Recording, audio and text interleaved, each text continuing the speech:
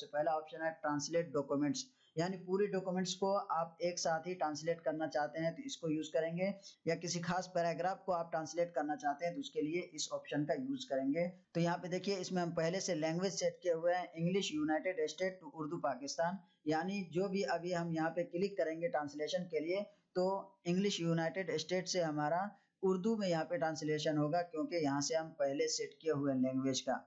अगर आप पहले से लैंग्वेज नहीं सेट किए हुए हैं जो बाय डिफॉल्ट रहता है वो दिखाई देता है, वरना जिस लैंग्वेज में भी आप ट्रांसलेट करना चाहते हैं वो यहाँ पे खुल करके आएगा। तो अभी हम आपको प्रैक्टिकली दिखाएंगे, यहाँ पे पूरा डिटेल में आ जाएगा किस लैंग्वेज में आप ट्रांसलेशन करना चाहते हैं। चलिए इस पे हम क्लिक करते हैं और ट्रांसलेट पे क्लिक करते हैं। जैसे हम इस पे यस पे क्लिक करेंगे तो ये देखिए यहाँ पे खुल करके आ चुका है कि पूरा डॉक्यूमेंट्स हमारा उर्दू में ट्रांसलेट हो चुका है। अब हम चाहेंगे तो यहाँ से कॉपी करके यहाँ पे डॉक्यूमेंट्स में ले जा करके इंसर्ट कर सकते हैं।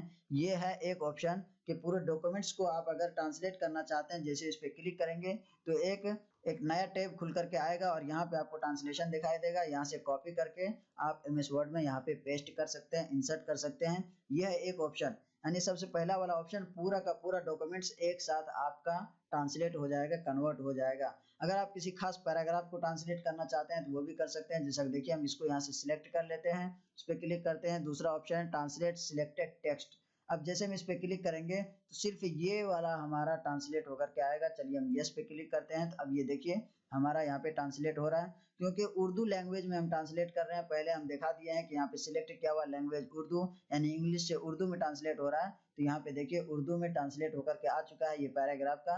तो यहाँ से हम कॉपी करके इसको यहाँ पे पेस्ट भी कर सकते हैं, चाहें तो यहाँ से हम इंसर्ट भी कर सकते हैं। जहाँ भी हमारा कर्सर रहेगा यहाँ पे इंसर्ट पे क्लिक करेंगे तो ये भी टेक्स्ट यहाँ पे उर्दू में आ जाएगा।